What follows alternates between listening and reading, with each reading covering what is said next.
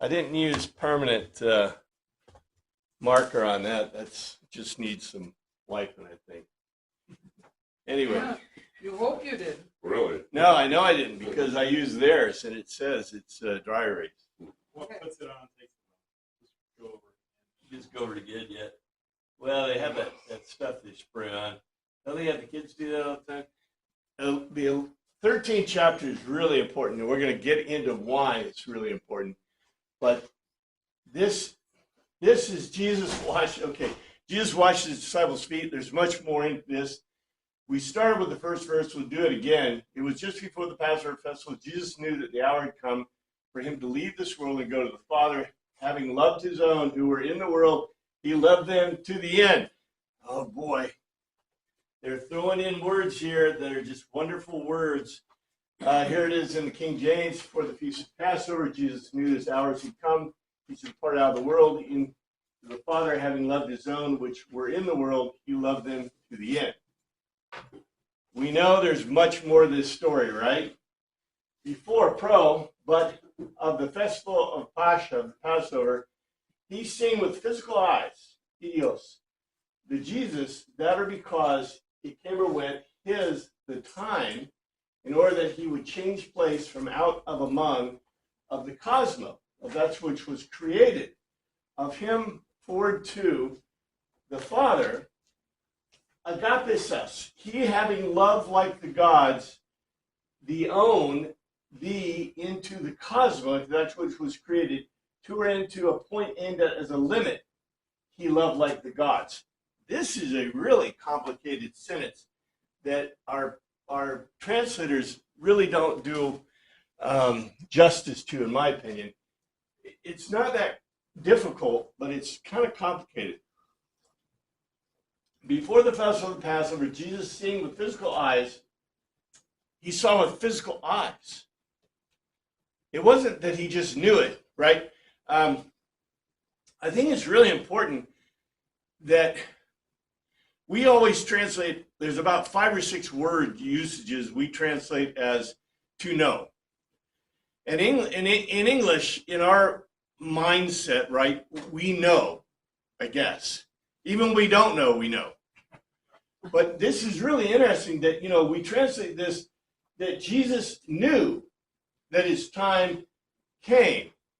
But it says in the Greek, he saw with physical eyes. In other words, he didn't just, in our mind, right, we hear the portents, we hear what God has to say, maybe. We see the events around us and then what we know. But this says he saw with physical eyes. In other words, it was so obvious to the people that he saw it. In our minds, this is amorphous, right? We say, oh, Jesus knew that his time had come. Well, how do you know? This is telling us that he knew because it was so obvious that you couldn't miss it. I think that's really important. What the author is telling you is, all that stuff that happened before in the first 12 chapters? That to him, and he believes to his audience, and I think he's right, he's saying that the logos to telos, what I'm telling you is so obvious that you should be able to get this. And what he's also telling you is, I'm moving on. This is the unstated thing about Greek writing, Greek literature, and also about really good literature, right? Do you remember back in the day, this, whenever you went to a chapter, look at the old Victorian writing, right? In the chapter they say, in which Emma, makes a point and gets in trouble or something, right? At the beginning of the chapter, and you go, huh? Why did you tell me this? Well, for some reason they thought they needed to tell you that. In Greek writing, they would do the opposite, right? They would say, don't tell them, show them, right? Show them and let the reader figure it out because they thought that was the best thing. Well, the author of this text is saying it should be obvious to you that we're coming to the end, the conclusion of all these events, and then what's going to come next? what have we come to expect from John after seeing a Simeon? What was the last Simeon? Do you remember in 12? What was the last Simeon we had? Raising Lazarus? No, it was even after that. After when he spoke to the Jews. Thunder and the sound. Yeah. Remember, God himself called from the heavens. That's kind of miraculous, don't you think? That's pretty amazing. Oh, that. Yeah. Well, It's just a thunderstorm. No. hey, I'm doing Centurion. I had put those in as things that, Centurion Abinadar saw because he was there, right? In Jerusalem, basically spying on Jesus, although he was taking his, Ruth around, but he was spying on Jesus on purpose for Pilate. And so he saw these things. He saw it at, the immerser, at, John the Immerser, which, by the way, is the beginning of John. And he saw that in this case, he saw it. And I took it right out of Scripture, right out of the writing from John about that. That Simeon happened. So what do we expect from John next? What's John going to give us? Conversation. Yeah, a dialogue about, not necessarily, okay, it's Greek literature. So what do you need to remember in your mind? The stuff that happened before. So this happens next. And here's what it says in the Greek. So, but before the festival of Passover, Jesus seen with physical eyes that his time came in order that he would change place from out of that which was created forward to the Father. In other words, he's going into the plenum of everything. He's going to be with the Father. He, having loved like the gods his own, into thee that which was created, into a point aimed at as a limit, he loved them like the gods. This is a really kind of complicated thing, right? The point aimed at as a limit. The telos, the actual thing, the logos to telos. The author is telling us that the telos of this is the telos. And in the Greek, it's telos. They love them like the gods. Now, I've got some notes down here because I think this is really important. I think I have notes down here. I have notes at some point. And here's telos itself, right? Telos from a primary telos is set up for a definite point or goal, properly the point aimed at as a limit. By implication, conclusion of an act or state. By implication, in other words, it's physically this, but by implication, conclusion of an act or state, termination, literally, figuratively, indefinitely, result, immediate, especially the impost or levy. Boy, this is a very complicated word, right? That's why we was talking about a logos to an unstated telos. It means generally a conclusion or an end, but it is a very complicated thing. You guys remember all your calculus, right? Oh, right. Differential calculus, integral calculus. Oh, okay, yeah, anyway. What I think is very important is the statement itself. This first statement is very telling. It's an obvious demarcation.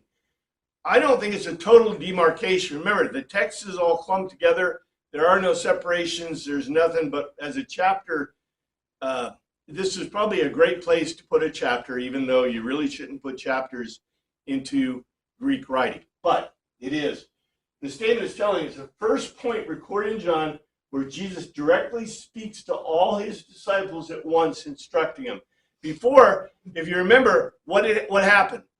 The apostles, disciples came to Jesus and asked him questions. The people are hungry. What are we going to do? Feed them yourself. Huh? The Greeks want to see Jesus. What do we do? Actually, they didn't even ask, what do we do? They basically brought demands. They're very Greek. It's very funny because they present a logos without a telos, right? They don't tell them how. They just tell them about, which is really kind of funny. But this is the first time where we see Jesus speaking to his disciples, and they're going to tell him. This basically is a Greek symposium, and it's very well set up from a Greek standpoint for this specific circumstance. This is also the first time that Jesus said agape about his disciples. It continues a long proof logos that Jesus is God. In the Greek worldview, only the gods can agape. Agape is when Jesus tells us, in fact, we're going to see in the last chapter when we get to John, Jesus talks to Peter and tells him, Peter, do you agape me? And Peter does not say he agapes him. He says he phileos him. I love you like a shield warrior.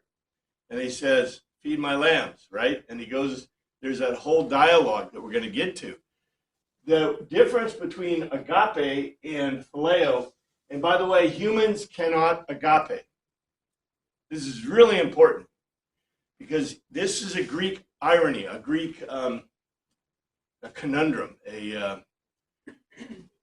It's very important that we understand this. It's impossible. Okay, is it possible for you to be God?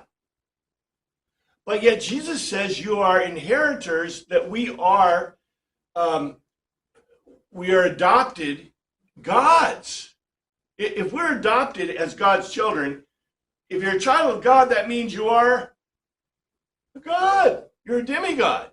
And Jesus even says, remember those quotes that we had before in John? They pulled out of Septuagint that said, you are gods.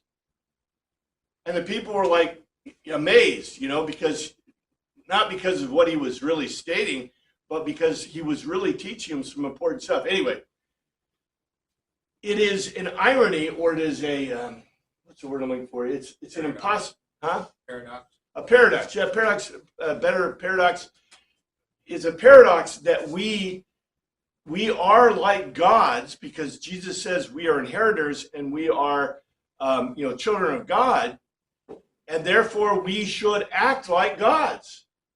And therefore love like the gods. And remember the Greek, our worldview, we love everything. We love chicken, we love our husbands and wives, we love our, children, we love our cars. But I hope you don't mean the same thing by each of those uses of the word love, right? Thank goodness the Greeks were smart enough to have a different word for each type of love, so you didn't get confused, because it sure would be funny, right, if you loved certain ways and things and not others.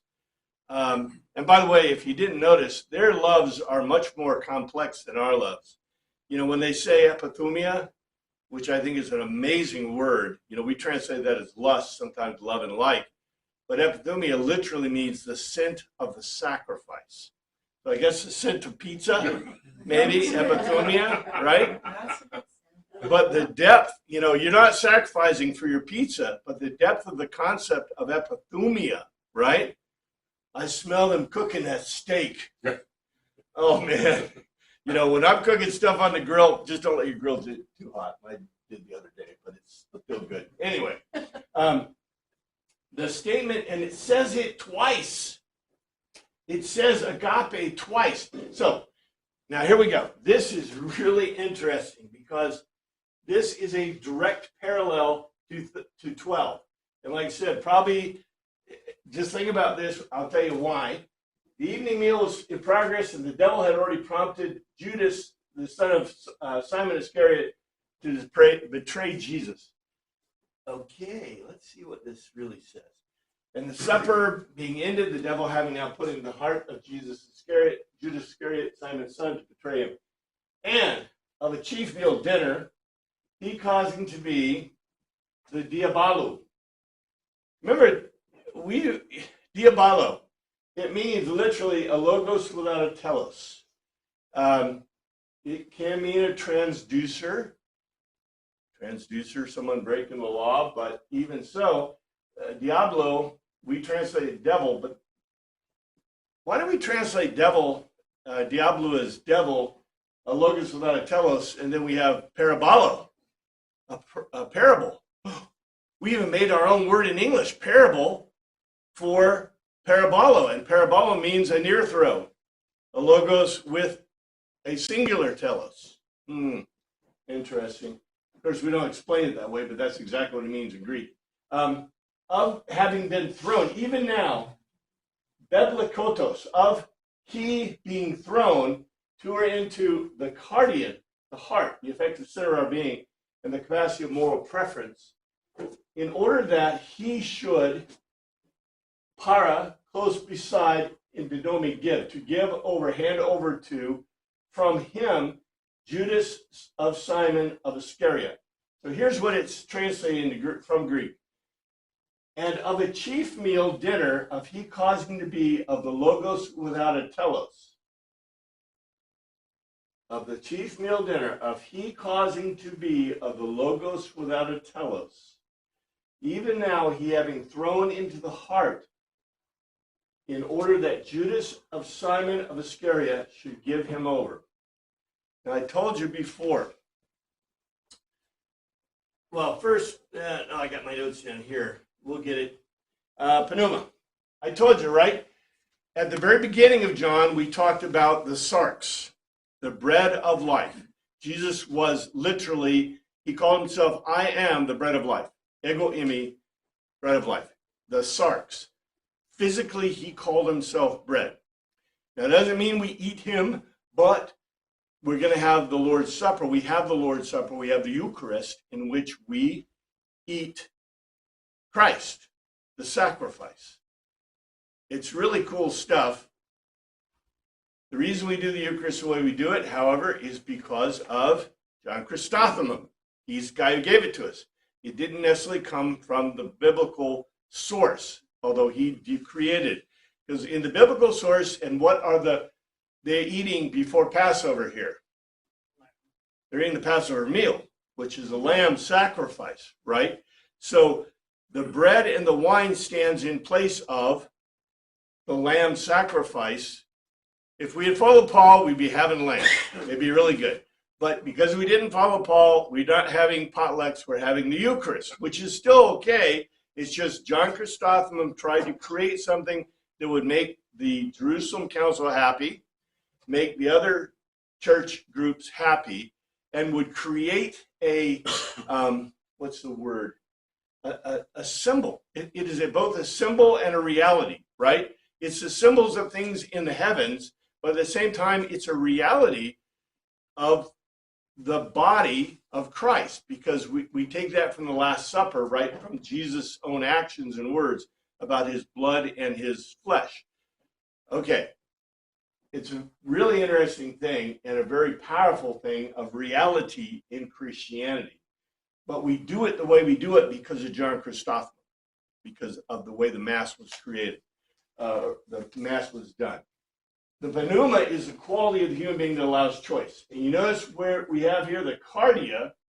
We've talked about cardia a couple of times before in John, but the cardia is where the pneuma resides. So remember we talked about sarx, and then we talked about suke. Jesus said, I am the suke, right? And they translated that too. They translated suke as the death and whatever. And I'm like, Now we're going to talk about pneuma. And the big deal about the pneuma is the introduction of this idea, which is really kind of interesting to our minds, right? Is about Judas Iscariot. And the reason is because what the writer is telling you is that Judas Iscariot, what did he do? It wasn't fate. He did what? He chose. He chose in his cardia. The cardia is the center of the body where pneuma is. Just as we would say the suke resides in the brain, right? Suke, brain, thoughts, mind. Pneuma is your volition, your free will. So he didn't do it because God made him do it.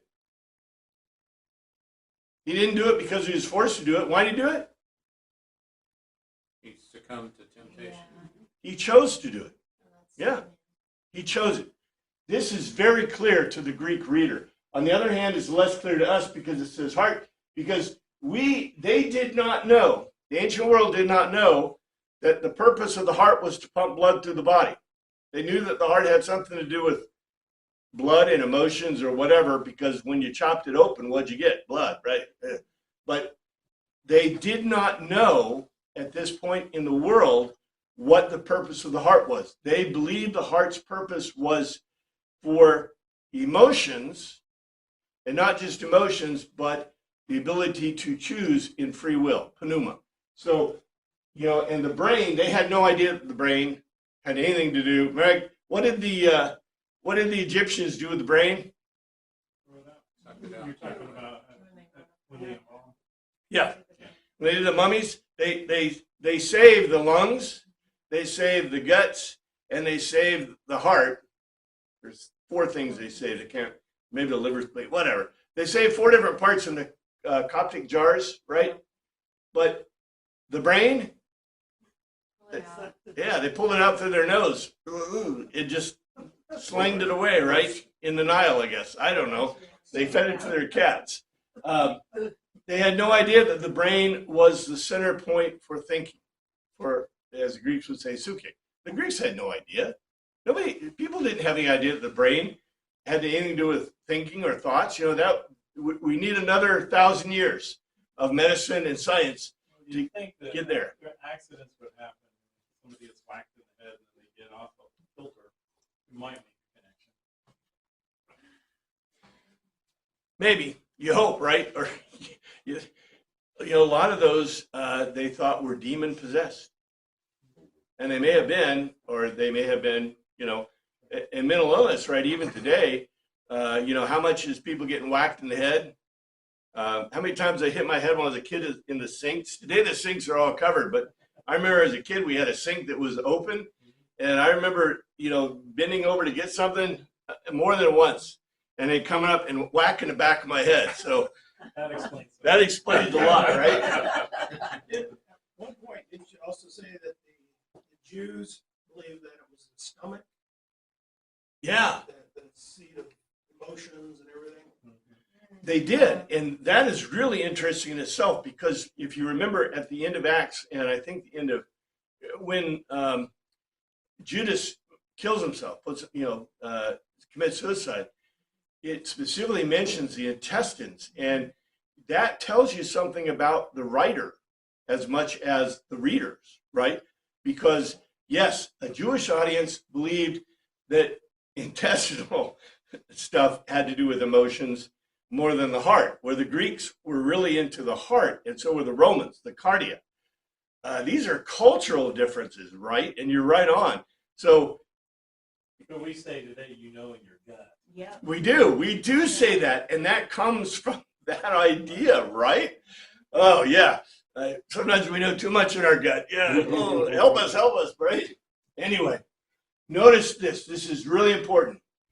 What did chapter 12 begin with?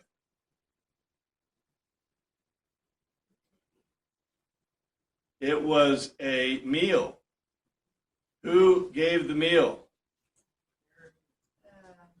It was where Mary anointed Jesus. Yeah, the meal was, and the words start at the beginning of chapter 12. It says, Lazarus gave a dinner, the main meal of the day for Jesus, and it says Martha was serving. She was running like the whatever anyway, and Mary anointed him. So what do you think we're gonna get here? You could guess. Anyway, we'll see it.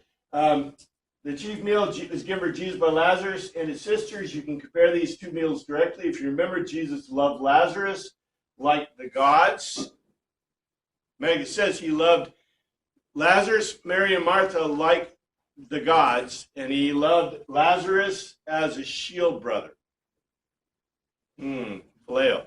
So, yeah, this is really kind of deep stuff. Here's what the author tells us. Jesus knew that the Father had put all things under his power and that he had come from God and was returning to God. Okay, let's see what that says in the Greek. Let's see, here's the King James. Jesus, knowing the Father had given all things in his hands. He was come from God, and went to God.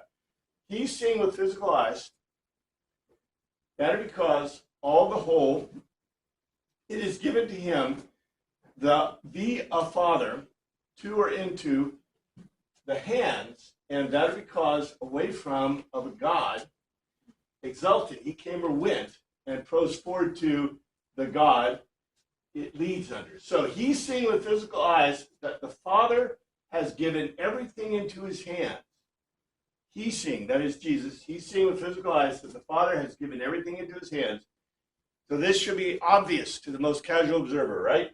And that away from of a God, this is really interesting. It doesn't say away from of the God. It says of a God he came, and forward to the God leads under. The implication here is that Jesus is a God, and not just a God, because we know from the other logos to tell us, what God is he? He's Jehovah, the God, right? Now, okay, I know that we turn our eyes, we turn our hearts, we turn our minds away from the idea of multiple gods. That's okay. That's good.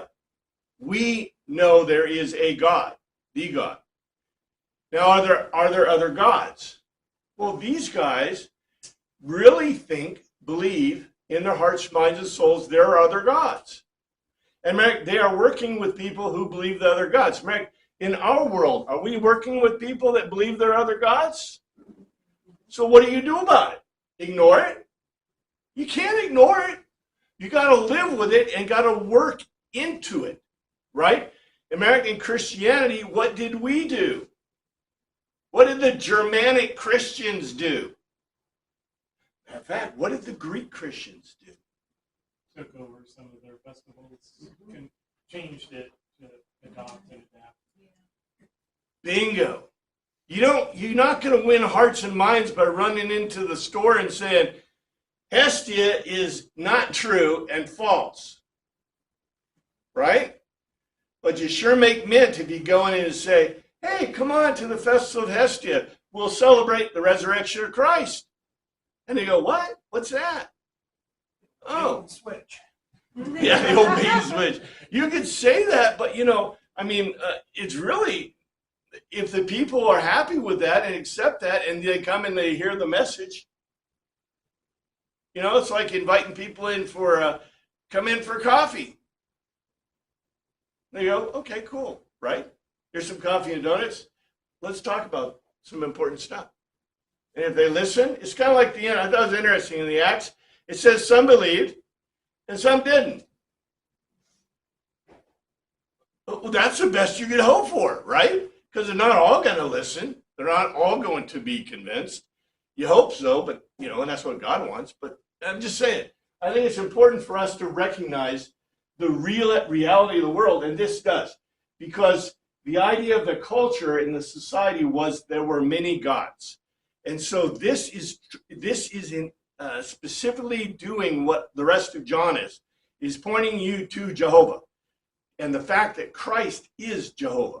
So I think it's very important. Anyway, that was important enough for our author to use words on it to tell us that. And here's what happens.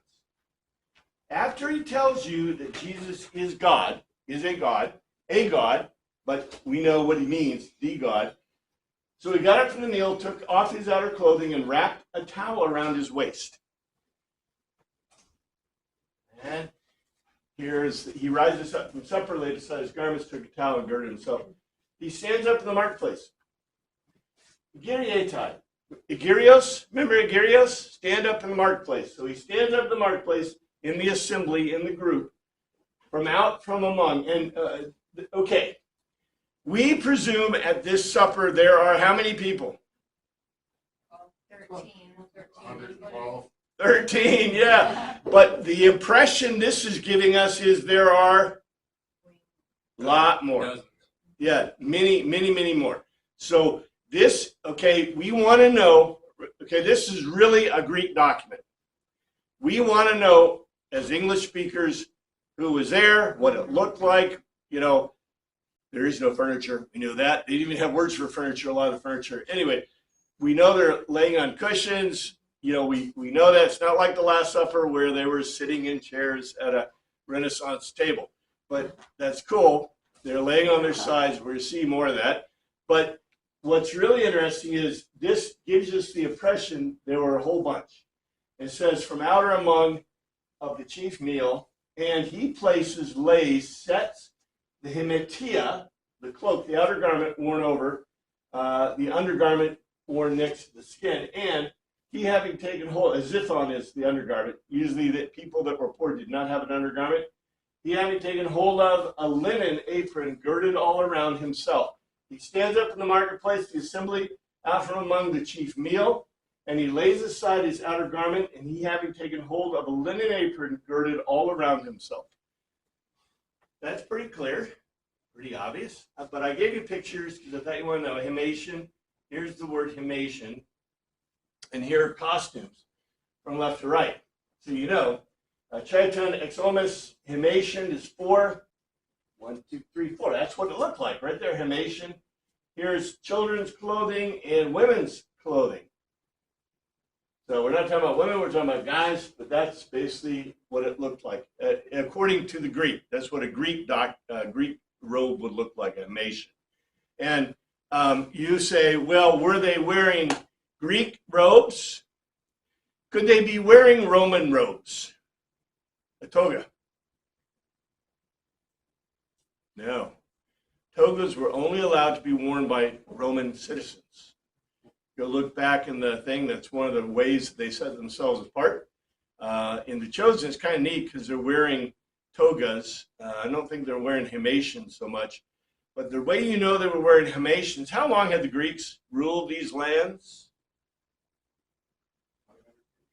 At least a few generations, right? From about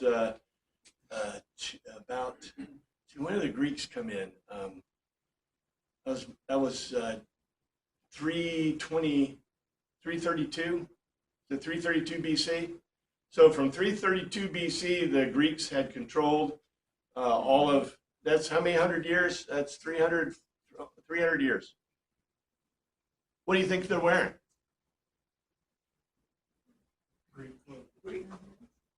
Yeah, Indians today are wearing what in America? American Indians. Well, modern American clothing. Yeah, they buy it at Walmart just like we do, right? So I'm just saying, and we're not even around for 300 years per se, right? I'm just saying that they're wearing hemation. It's obvious. They can't wear togas because that would be illegal. They would be persecuted. They would be criminalized for doing that. So they're wearing Greek clothing.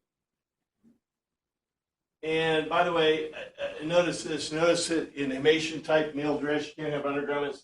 They're not robes. Anyway, this is all these things right here. Girded all around. It's okay. After that, he poured water into a basin and began to wash the disciples' feet, drying them with the towel that was wrapped around. That's NIV. And King James says, after that, he poured water into a basin and began to wash the disciples' feet and to wipe them with the towel wherewith he was girded. Next, in succession after that, he throws water into the neptera. Now, this is really important. The neptera is a base for washing the hands and feet, and exhorting he commenced to cleanse niptin, especially hands, feet, and face, ceremonially. Niptin means to ceremonially perform ablution. It's a ceremonial cleaning of the hands and feet of the learners, disciples, and to need from the linen towel that he was girded around. After that, he throws water into the basin for washing the hands and feet, and he commits to ceremonially cleanse the feet of the disciples and knead out linen apron into which he was girded all around. Okay, this is really, really important. Why was there a basin for washing the hands and feet? There at this Passover. It's Passover. Why? What are they doing? You have to do the mikvah. Yeah. To do the Passover, you had to do the mikveh. But you're right. Whose idea was it to ceremonially clean the hands and feet? Okay, I'm going to make you think. Remember back when we were studying the Torah.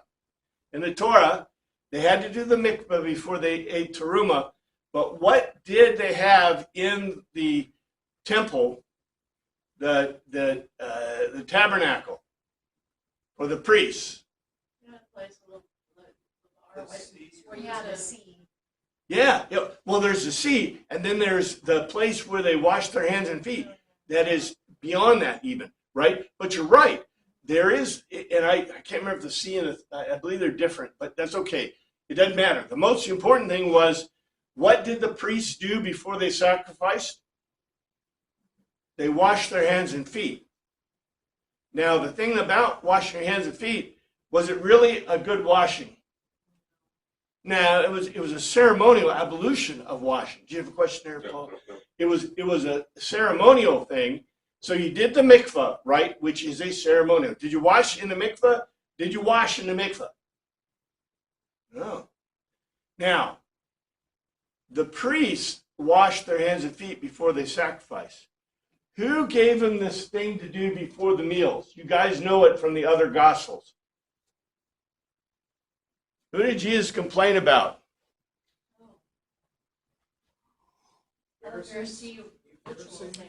The Pharisaic rituals. Remember, I told you that Jesus was a rabbi, the rabbi of Capernaum, and his buddy Lazarus. Now, was Lazarus here? Maybe. Because Lazarus, it says, went with him into Jerusalem. So Lazarus was probably here. Mary and Martha, maybe not, but, Lazarus was probably there. So they are following Pharisaic, and as far as I know, this may have been Essene ritual too. Why? You see this all the time, right? What do the common people do with religious ceremony? They borrow it, right? So they would wash their hands and feet. That was the Pharisaic ablution. Now, was it required by the law? No. Was it really cleansing? Now, if you have a bowl of water and everybody washes their hands and feet in it, right? No concept, Yeah. no concept of soap yet. No. I was wondering, I don't know. We're not sure if there was any, when lye soap, lye soap was the great invention. There was no detergent yet. Detergent is a later creation, which basically saved women's hair and men's hair, but mostly women's hair, and saved the world for humanity's sake. Because detergent takes off oil. Lye soap doesn't really take off oil, but it cleanses and disinfects to a large degree. But women were so happy when detergent was invented. I expect a woman invented detergent, although they point out some guys in Europe. But I'm certain that a woman invented it, probably in Egypt, because remember, they have the long tresses or whatever, and they also put the oil on their hair. You've seen the pictures? You know that? They put oil wicks on their head that would melt, and they were fragrant. So apparently they stunk so bad that when it was hot, they thought it was really good to smell that rather than the people. And remember, they're wearing their very thin, chiffonic type linen wear. It would be interesting to see, but probably only see it once. It's something you wouldn't want to see more than once. Yes, sir. Do you have a question? Well, the Catholics, when they come in and they dip their fingers, is that kind of a ceremonial washing? We do too. The reason we don't do it in our church, some people do. Why don't we do it in our church? In our church. The fonts too fast. The font's clear in front. So The fonts in front. I think it's too fast. Well, a lot of people do, which is really cracks me up. It's not, but I a know. lot of people think. Yeah. Well, and I'm not being negative, but we do promote the idea by having it so far. I should wander up to the front and do it just because it should be done, right? I think we do have a person that does that. Yeah, Harlow, I think, I don't know if he does it anymore or not. You know Harlow? Yeah. Harlow? yeah. Does he still do that? He turns on the fountain in the morning. But then he put his hand in the water too. I don't know. Yes, he does. It's a remembrance of baptism. It is not a Catholic thing. It's a total Protestant, Christian, Catholic, and Orthodox thing. Yes, sir. The guest pastor from Risen Savior that preached did that before he gave the sermon. He walked up to the baptismal font, dipped his hands, and made the sign of the cross on his forehead. This is, okay, Christians Martin Luther, what did he do? For his whole life, that's what he did. You know, in most Lutheran churches that I'm familiar with that are regular Lutheran in Missouri Synod will have a basin of holy water, water in the front for you to, make the sign of the cross. And by the way, what does Martin Luther say? You should make the sign of the cross how many times a day? 3 times at least. And you should say the Lord's Prayer at least 3 times a day. It's right there in the catechism. So anyway, the water thing, okay, they did it for ablution. It probably was good for washing even when they did not have soap. We don't know when lye soap was invented. That is a great question. But we do generally know when detergent was, because there was a cheer so loud. Okay, guys, what did the guys do with their hair? They just chopped it right off, right? But women, they're in the Bible even it says the grace of the woman's head was her hair because it was the indication of her that she's a perfection of humanity, right? So all women could do until the invention of detergent was put oil and brush their hair. And with the invention of detergent, that was the great, like I said, one of the greatest things in humanity for them, and for guys too. I can't imagine having your hair, if you don't wash your hair for a couple of days. Well, Europeans believe in bathing, I know, for a while because they just did. They were bathed when they were born, then baptism, and then They said that was enough, right? 3 or 4 times in their lifetime. Ooh. That's what I've heard. Ooh. No wonder they lived to 35, and that was about it. Okay. Anyway, what's important to this, and we're going to get into this because this is really an important thing.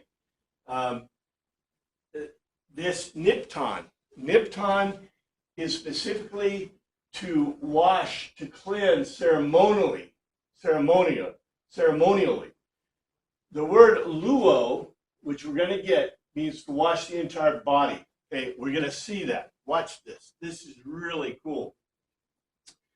Because here's what it says. He came to Simon Peter and said to him, Lord, and by the way, Simon Peter, I'm sorry, Simon. Sorry, Peter. You're a dope. But John uses his dopiness to really tell us something important. Who said to him, Lord, are you going to wash my feet? Okay, now watch what happens. This is really, really fun. They come up to Simon Peter, and Peter said to him, Lord, dost thou wash my feet? It's coming and going, certainly accordingly forward. Simon Peter, rock. He makes a logical argument to him, supreme in authority.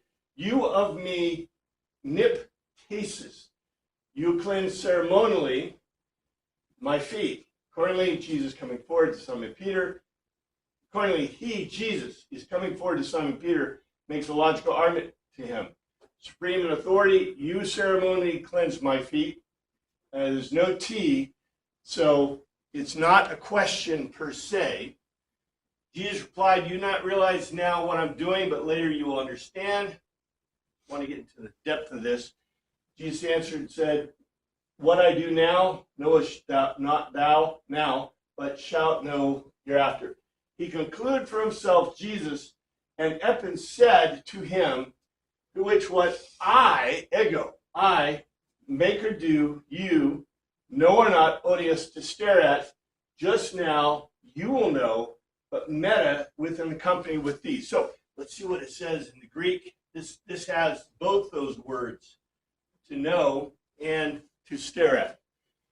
Jesus concluded himself and said to him, what I do, you do not stare at just now, but you will know in company with these. In other words, you do not see with your eyes what I'm doing, right? But you will comprehend it later. That's why I think it's so important to pull it, to understand these. Now watch what Peter says. No, said Peter, you shall never wash my feet. And Jesus says, unless I wash you, you will have no part. Now look at the words. The words are what are really important here. Peter said to him, thou shalt never wash my feet. Jesus answered, if I wash thee not, thou hast no part with me. He makes a large argument to him, Peter, nor not, may, nor least. Look at that. Who may? No, not. O may, no, not. You shall cleanse, especially the ablution, the ceremonial ablution of me, the feet, who are into the age. So, well, I'll show you the translation. He concluded himself, Jesus, to him, in case that not or less I cleanse ceremonially you, know or not, you hold a share in company with me. You do not hold. Peter makes a logical argument to him. You shall know not. You shall never, ever ceremonially cleanse my feet into the age. For eternity, forever. As long as I'm alive, you will never cleanse my feet. That's what Peter just said. Okay, Jesus concluded for himself to him, in case that I do not ceremonially cleanse you, you do not hold a share in company with me. Okay, before we go on, because I want to get to the next verse, it's a really important verse, okay? What? Remember, the previous chapter in the supper, in the meal they were having with Lazarus, what did Mary do?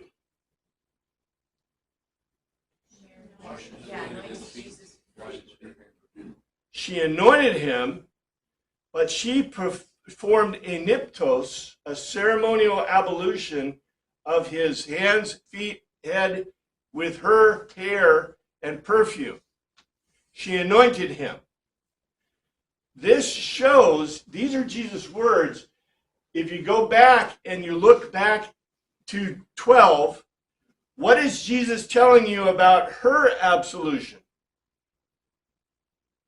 It was necessary, right? It was a critical thing that had to be done. And look what old Peter says. You shall know not ceremonially cleanse my feet into the age. Boy, that is a pretty strong statement. Now, look what Jesus says. This is so cool. Then, Lord, Simon Peter replied, not just my feet, but my hands and my head as well. Unfortunately, we don't translate very well, but let's just see. Simon Peter said to him, Lord, not my feet only, but also my hands and my head. Okay. Makes a logical argument to him. Simon Peter, rock. Curious, real authority, not at least the feet of me, merely. All things, contrariwise, and toss the hands and the kelphin, the head of me. So, Simon Peter makes a logical argument to him, supreme authority, not merely my feet, and contrariwise, my hands and my head. So don't just do my feet, do my hands and my head, because if it's necessary, right? If that's what you're going to do. Okay. Jesus' answer is really interesting. This is probably one of the most important verses. Jesus answered, those who've had a bath, that's not a bad translation, need only to wash their feet, their whole body is clean. And you are clean, but not every one of you. Jesus said to him, he that is washed needeth not save to wash his feet, but is clean every whit, and ye are clean, but not all. Now, the importance isn't necessarily, you can almost pick it out of the translation, you know what you're looking for. But let's see what it says, because this is really a big deal. Makes a logical argument to him, the Jesus. Le luminos. He having been washed especially the entire person. In other words, bathing the whole body. A Greek bath. Greek bath. What did the Hebrews think about the Greek baths? Especially the Pharisees. Yeah, immoral. Well, the biggest deal is, okay, these are guys. Okay, I'm sorry, I know we're adults, but the big deal between the Greeks and the Hebrews, the Greeks, Romans, and Hebrews, back to every other culture in the world except the Scythians, they were circumcised. So when a Hebrew person went to the baths, it was obvious for the men. So this caused huge problems because you don't, well, I hope many of you have read the Maccabees, but because we don't have the Maccabees in most of our modern Bibles, which is an abomination in my opinion, in the Maccabees, one of the big deals was Jonathan was the priest in Jerusalem before the Greek takeover.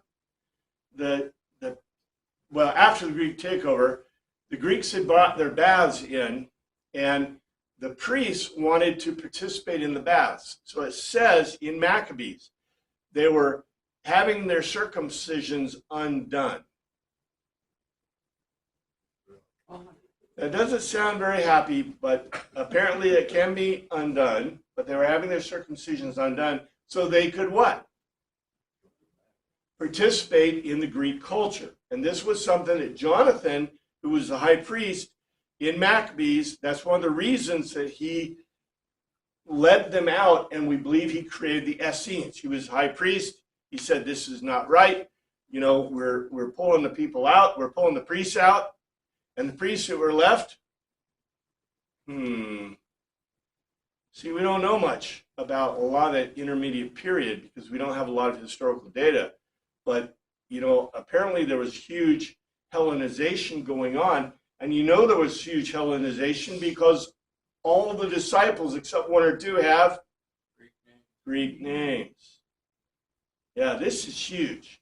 So Jesus says, he having been washed, luminos, which is a Greek bath, nor not holds employment if may not the potus to cleanse, especially hands and feet ceremonially. All the other things, contrariwise, is a washing off of the whole, and hymus, you a washing are other things, contrariwise, nor not of the whole. In other words, okay, here's what it says. I'll get it to you in a translation. Jesus makes a logical argument to him. He having been washed, in other words, in a Greek bath, holds no employment if the feet are not ceremonially cleansed. Contrariwise, everything is purged, washed off, and you purge are contrariwise not all. In other words, taking a bath will not do what? It won't ceremonially cleanse you, right? Now the mikvah does not ceremonially, the mikvah does ceremonially cleanse you so that you can eat teruma. But then the priest, even though they are purified by the mikvah, what do they do before the sacrifice? They wash their hands and feet. Now remember, I told you this is a parallel to 12. The parallel to 12 is Jesus was anointed and his hands and feet, his head and feet and his hands basically were ceremonially cleansed as the sacrifice and as the high priest. What is Jesus doing for these guys? What is he doing? By cleansing their hands and feet. He is making them priests. He is following the anointing, right? Now, were the priests who sacrificed anointed, all anointed? Who was anointed? The high priest was the only one anointed. All the other priests were part of the, were not just Levites, but Aaronites. They came from the offspring of Aaron, right?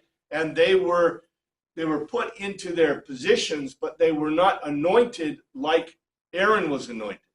They went through some ceremonial cleansing and ablution stuff. You remember back in the Torah, we said the Torah class, we went through that in detail. But the big deal is that they did the mikvah. Jesus, the high priest, was anointed. Now, what does he have to do with his other priests? He has to prepare them for the sacrifice and for their positions. That's why Peter's statement was so absurd, right? In other words, he didn't get it. Now, Jesus is not going to, it's the Logos telos. So the writer and the Greeks would say, do you need to tell us this? No, you don't need to tell us this. Why don't they need to tell this to the Romans and the Greeks? The Romans and Greeks were all about cleanliness, right? They went to the baths, the Roman baths, the Greek baths. They took their bath. They did all the things. By the way, because they had not invented soap yet, the way they bathed and they put oil on their body, and they used strigil, and they would use it to scrape off the oil, and then they would get in the bath, right? And I guess the rest of the oil would kind of wade off. I don't Imagine know. what the surface of that bath. Yeah, I think there was like flowing. Yeah, It was, they were flowing baths. hopefully they're flowing. Yeah, because they didn't have chlorine, right? Or at least one of them, because I know they had like a hot pool and like a cold pool, so they had more than one pool they would go in. They did. They had 3 in some places, and they had steam baths. Look, the Romans and Greeks has some really good stuff. I'd rather be Roman and Greek than about anybody in the ancient world, even with all the, anyway. But the Roman and Greek priests, we don't know a whole lot about what they did, but you know what they did, right? You know what they did. They were anointed to their positions. They were put into their positions ceremonially, and you would guess they were anointed, right? And then they were, before they did the sacrifice, what did they have to do? Now, probably they took a Roman bath, and, even in, for example, Shinto or a Japanese culture, the people, before they do the rituals, what do? They go and they sit under a waterfall and freeze to death. No, they go into cold water, and the water cleanses them, purifies them for their ceremonial ablutions. This is a kind of a basic thing. So the reason that the author didn't need to tell his audience all these details is they knew it. This is the way the world worked,